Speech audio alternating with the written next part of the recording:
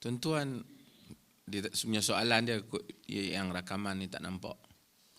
Apa pendirian kita kepada ustaz-ustaz yang suka maki hamun? Perkataan tu pun maki hamun dia punya. Bahasa Melayu tu sendiri kan. Apa pendirian kita patutkan? Tuan-tuan, kita ni pasal apa tuan-tuan duk mari dengar orang ceramah apa semua ni? Dapat ilmu.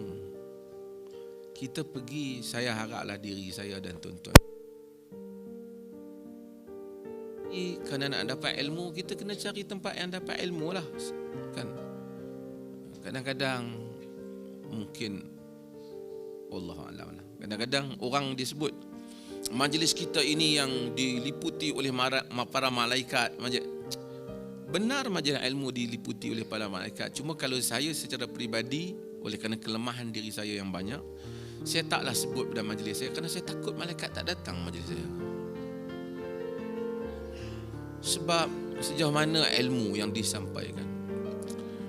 Nabi SAW dalam hadis yang diriwayatkan oleh Imam At-Tabarani dalam Mu'jam, dia melihat datang ke dalam satu majlis Ansar dan kemudian melihat satu orang duduk dalam majlis itu, dia kerja maki orang. Nabi SAW kata, sibabul mu'min fusuq wa qitaluhu kufur. Maki orang mukmin fasik dan memerangi mereka kufur. Dan manusia ini Allah kata waqulu linnasi husna, cakap pada orang dengan cara yang baik. Kita boleh ceramah dengan semangat, tak apa. Nabi itu apabila dia khutbah ihmarrat waj'ainahu, kan, merah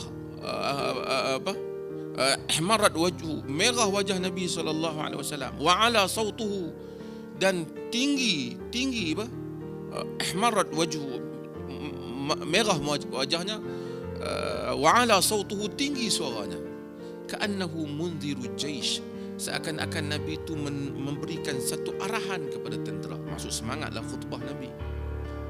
Tapi Nabi itu laisa la'anan, Nabi bukan orang maki orang. Cakap tegas tak apa, tapi agama itu datang dengan waqulu linnasi husna, cakap kepada manusia dengan cara yang baik. Apabila kita letak di atas pentas agama dan kemudian kita maki orang, kadang-kadang maki orang tu tak adalah ilmiah apa sangat, sehingga maki kadang-kadang penceramah agama. Yalah, bukan pasal maki saya tak kisah sangat kan. Maki mak bapak lah apa, teruk. Itu pun ada orang pergi dengar. Kan? Kita pergi dan dalam hadis yang diriwayatkan oleh Imam Muslim, Nabi SAW, saya remind ourselves, kita lah sebelum cerita pasal penceramah lain. Nabi kata, kita selalu baca atadruna manil muflis, kamu tahu tak siapa yang muflis? Sahabat kata, al-muflisu fina man la dirham lahu wala mata'. Muflis itu orang yang tidak ada harta, dirham, tidak ada duit, tak ada harta. Nabi kata, al-muflisu min ummati man ya'ti yawmal qiyamati bi salatin wa siyamin wa zakatin wa qad syatama hadha wa qadhafa hadha wa akala mala hadha wa safaka dama hadha wa daraba hadha فأعطي هذا من حسناته وهذا من حسناته فإذا فنيت حسناته قبل أن يقضى ما عليه أخذ من خطاياهم فطرحت عليه فطرح في النار. Kamu tahu tak orang muflis, bankrupt ni siapa? Sahabat kata bankrupt tak ada, orang tak ada duit, orang tak ada harta. Nabi kata bankrupt di kalangan umat, orang yang muflis di kalangan umatku ialah orang yang datang pada hari kiamat kelak dengan salat, dengan puasa, dengan zakat, tapi dia telah maki orang ni, dia telah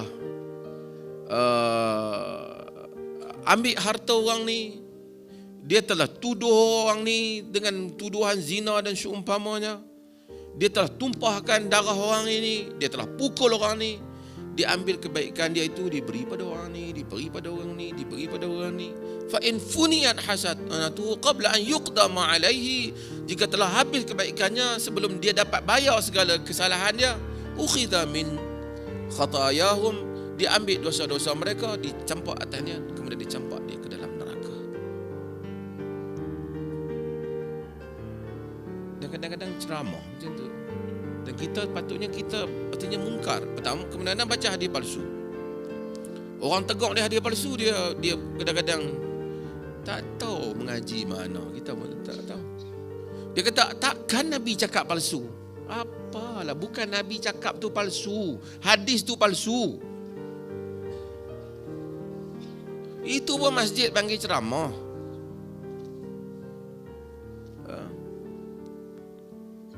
Ada yang kata palsu. Palsu pun hadis juga.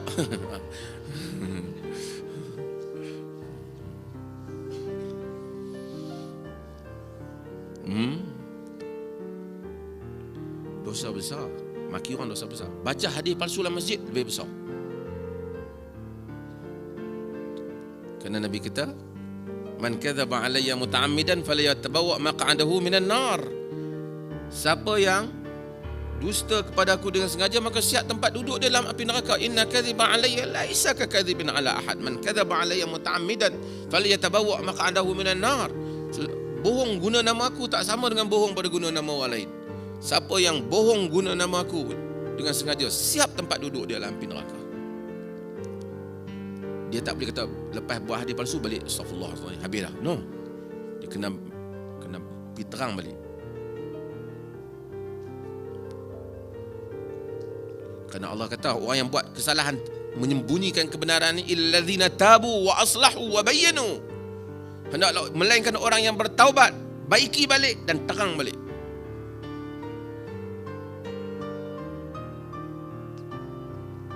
Saya kalau tak silap saya baca Dr. Fadilah Kamsah kepada Datuk Dr. Fadilah Kamsah. Saya rasa dia ada sebarkan satu hadis, tapi bila orang bagi tahu hadis itu palsu, dia betulkan. Dia bagi tahu ada orang bagi tahu hadis ni palsu, saya minta maaf. Saya kata itu satu akhlak yang baik. Maksudnya dia bertanggungjawab. Kita kadang-kadang Allah malu nak bagi tahu. Kita malu sekejap je. Akhirat kes ni besar. Agama ada nilai dia. Kalau semua orang boleh cipta hadis sendiri, kita tak perlukan Rasul. Kita sendirilah jadi Rasul. Dan peranan ilmuwan yahmilu hadzal ilm min kulli khalafin uduluhu yanfuna anhu tahrif al-ghalin wa intihal al-mubtilin wa ta'wil al-jahilin. Yahmilu hadzal ilmu ini dibawa bagi setiap generasi, uduluhu, orang-orang yang amanah tentang ilmu ini. Nak tahu orang tu amanah ataupun tak pada ilmu ni, 3 perkara dia buat. Yanfuna anhu tahrif al-ghalin, dia akan membersihkan ilmu agama daripada penyelewengan orang-orang yang melampau. Orang-orang yang melampau ialah orang-orang yang dia nak agama tapi lebih daripada hak Nabi terangkan. Dia rasa hak Nabi terangkan tak cukup, kena buat lebih daripada tu lagi. Dia kata Nabi, kita bukan Nabi, kena buat lain. Macam hak 3 orang yang pergi jumpa Nabi yang nak puasa tak mau buka, semayang tak mau tidur, tak mau kahwin. Yang Nabi kata faman raghiba an sunnati falaysa minni, siapa yang berpaling pada sunnahku dia bukan di kalangan. Yanfuna anhu tahrif al-ghalin wa intihal al-mubtilin, membersihkan agama daripada intihal al-mubtilin, tokok tambah orang-orang yang selalu buat tokok tambah dalam agama, ahlul bid'ah. Oh, marah dengan perkataan itu.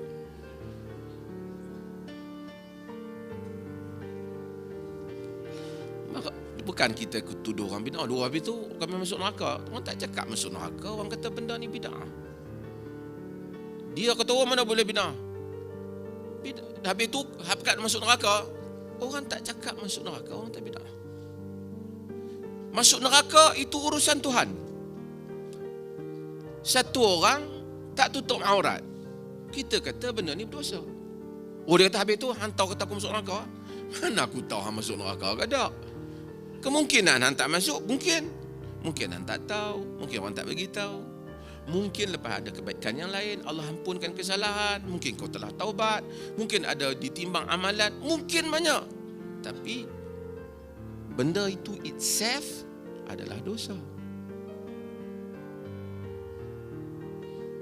Habis itu takkan orang masjid masuk neraka. Dia kata, siapa abang orang masjid masuk neraka? Mari satu hamba Allah tu lagi, depa kata kita semua jadi kapiak. Itu bubuh seorang lagi. Orang kata, yang sebut perkataan bid'ah ialah Nabi. Bukan kita sebut. Nabi yang kata kullu bid'atin dalal. Nabi kata. Kita walaupun kita kata, dan tidak ada benda bid'ah yang disebut itu melainkan ulama telah sebut sebelum itu bid'ah. Cumanya kita tak sukalah kalau orang pergi duduk tibai. Ni bid'ah hang ni masuk neraka. Kita tak ada siapa ajar benda tu. Kita amalan itu sendiri bid'ah. Ada bid'ah yang besar, ada bid'ah yang kecil dan berbagai. Wa intihalul mubtilin wa ta'wil jahilin, dan takwilan orang-orang yang jahil. Yang ni peranan agama untuk buang hal-hal yang seperti ini. So jangan pergi dengar.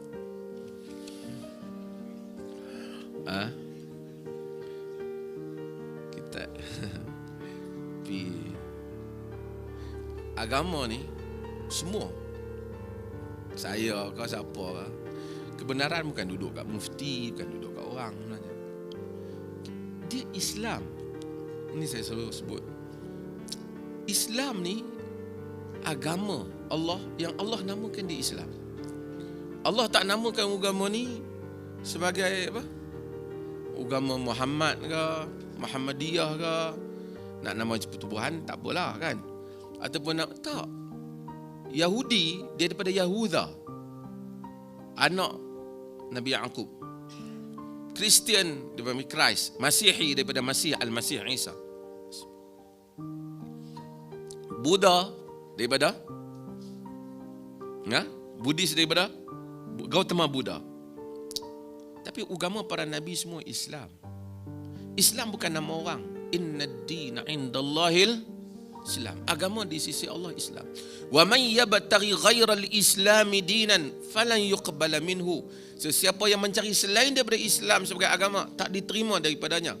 Al-yawma akmaltu lakum dinakum wa atmamtu alaikum ni'mati wa raditu lakumul islama dinan. Pada hari ini aku telah redha Islam sebagai Islam daripada aslama yuslimu islaman, maksud submission, maksud subservient, you serah diri, obedient, you serah diri kepada Allah Ta'ala. So semua ajaran agama ni mesti kesimpulan dia manusia menyerah diri kepada Tuhan. Sembanglah, ceramah panjanglah, hadislah, tafsir, mesti pengakhiran dia submit yourself to God, serah diri kepada Tuhan. Kalau semua perbahasan kita pergi dengar kuliah, dia tidak membawa penyerah diri kepada Tuhan. Ia bukan Islam. Dia bukan ajaran Islam. Semua yang kita bahas ni jalan untuk menyerah diri kepada Tuhan. Maka kita perlukan ilmu. Dia suruh kita menuntut ilmu. Dia suruh kita berusaha mencari ilmu yang benar. Sebab tu dia suruh talabul ilm. Dia suruh menuntut ilmu. Menuntut ilmu tu pahala. Kena susah nak menuntut ilmu. Kalau menuntut ilmu macam pergi beli kacang, senangnya. Itu pun kadang-kadang belum tentu ada.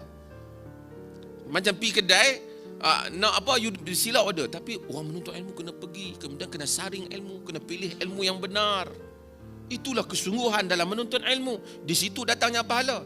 Kalau kita kata, aku yang penting pergi dengar, asalkan dia ustaz, dengar sudah. Artinya itu tidak ada juhud di dalam menuntut ilmu.